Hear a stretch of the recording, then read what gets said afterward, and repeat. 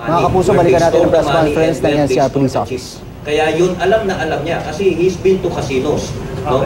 So alam na alam niya yung style ng pagtatago ng pera. But according, kung pagmasdan nyo yung CCTV footage na pinresent natin kahapon, no? Hindi nga niya alam kung paano siya bumaba eh. Lahat ng pintuan binubuksan niya. No? He was trapped because nung pagbaba niya, he was met by responding security personnel and our SWAT personnel. Sir, may tanong po ako sa family. Ay, mama ko po si Makoy Pubioko, reporter po ng CNN Philippines. I believe nag-usap po tayo kanina ng maikli, ng saglit lang sa funeraria, kung po sa malapit sa Rizal. Or anyway, ma'am, tanong ko po, na-mention nyo, sir, di ba na magkasama sila sa bahay ng asawa po? Balikan ko lang po yung Webes ng gabi. Ano pa po yung mga last moments na magkasama kayo? Ano po yung naaalala niyo? May binanggit pa siya kung saan siya pupunta? At nagtaka pa kayo na gano'n yung suot niya? Wife niya, And the wife left already. She's so depressed because she's thinking about your children. Your children, 17 years old. Isang 17 years old, isang 14 at saka 8. So she's afraid na baka maapektuhan yung pag-aaral ng mga anak nila. But we assured them that in case na mayroong magbuli sa kanila o may manakit doon sa mga asawa nila, then we are willing to provide them with assistance. Sir, baka may gusto na lang sabihin sa publiko po.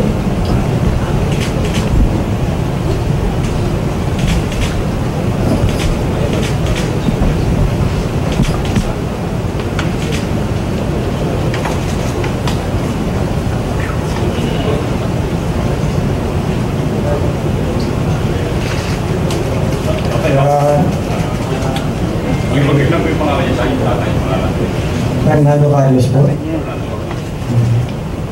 Sa mga ano po na karamay na lang po kami, hihingi po kami ng patawad sa gawa po ng anak ko. Hindi naman namin gusto yung nangyari kung mag-isano, aksidente lang po, mag-isano. Hihingi na lang po kami ng patawad sa mga namatay po. Patawad na lang po. Anak mo.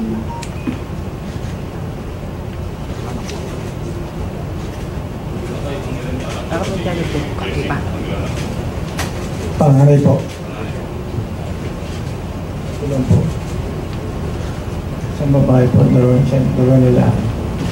Hi, Sander Kevia Bullet from DZMM.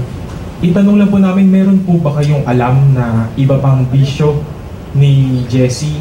Droga, alak? Sasabihin ko lang po sa inyo, wala ko po siyang bisyo. Tahimik po siyang tao. May pagkakataon po ba na nagwala na siya noon sa bahay po ninyo? Wala ko siyang pinagwawala sa amin. Kay General Albayalde, sir, bakit po chips yung ninakaw niya, hindi siya naghanap ng pera? No, remember doon sa CCTV footage, naghanap siya ng pera, no? Yung unang pintuan na pinagbabaril niya, hindi niya mabuksan. According to the management of Resorts World, nandoon yung cash, pero hindi niya mabuksan. So, yung isang pintuan ng pinagbabaril niya at yun ang nabuksan niya.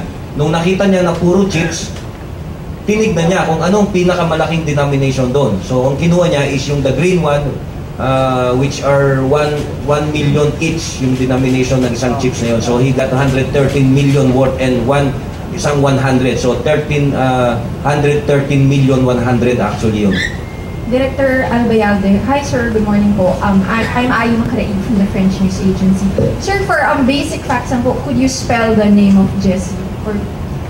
Jessie is Jessie. Okay, thank you sir. And then sir, could you walk us through the process of how the family, earlier you mentioned there was a thorough process, they reviewed the CCTV, kung paano po nila na-identify that it was Jessie on the CCTV footage?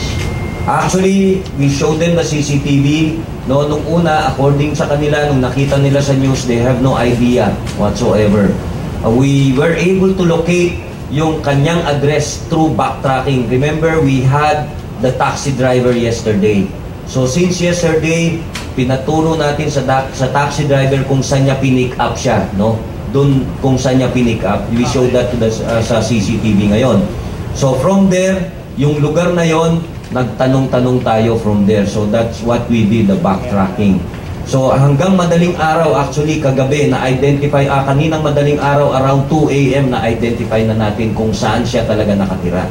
And we were able to talk to the wife that early through telephone. At kinonfirm niya through phone na yun yung asawa niya.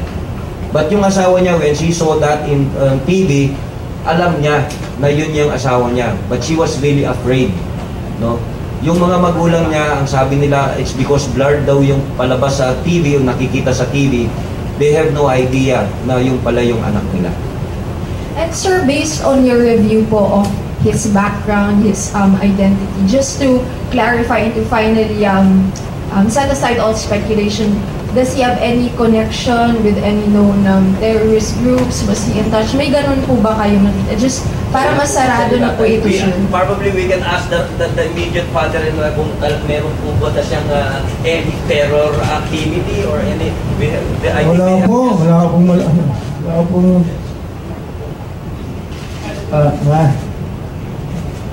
I would just like to add, may sa aming investigation with other casinos, may incident na mainit yung ulo niya and nagkaroon na incident na nagwala siya because in the process of just na-delay lang ng konti yung pagbigay sa kanya ng kanyang VIP card.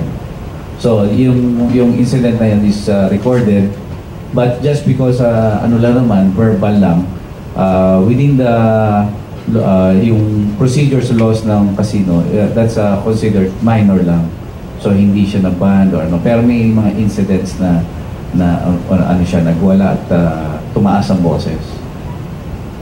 Balik lang po sana sa parents po ni Jessie.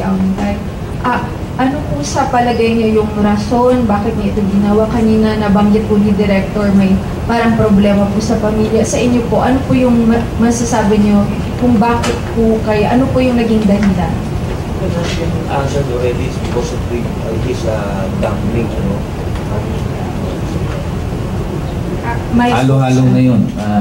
Ang pinakahuling sinabi ni Director na he was banned on April 3 from entering the casino. So halo-halo na yun. Merong financial problems, may hiwalay sa asawa. Tapos ang pinakahuli, nalulod sa naloko sa pagpifinance. Then na-hook sa gambling. And pinakahuli, he was barred from entering the casino. And yun nga, alam natin, in the last entrance, punta niya sa casino was a little different from the ordinary. Okay. General, magandang tanghali po. Si nanay po, siya po ang nanay ni... Abner Mercado po ng ABS-CBN. Si nanay po, siya po ang nanay ni Jessie po. Tama po.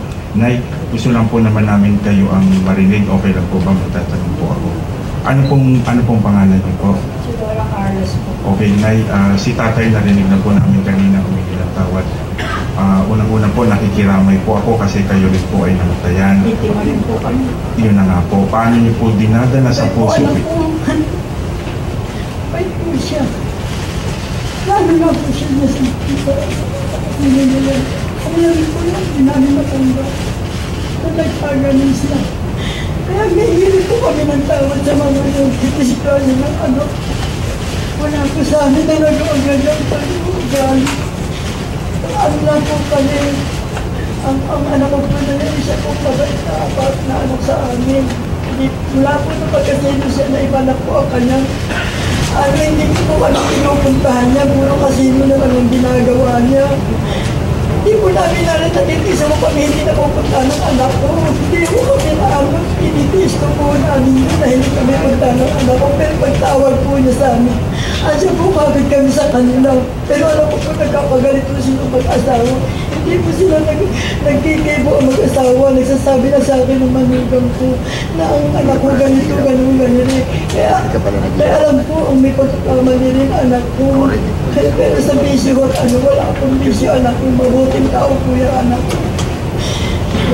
Inay, niya. Kung may mensahe po kayo sa mga katulad niyong magulang na may mga anak po ngayon na nalululong. Mensahe ko po sa mga magulang. Na nalululong sa... Nalululong sa sandal. Kung pari po sa anak, awatin po ninyo ang anak niyo. Kami po, namibigat rin po, hindi po namin matanggap. Naman po namin alam nilang gusto sa umabot sa ganito pangyayari. At po sa mga naanuhan ng mga Nadami sa ano po ng anak ko.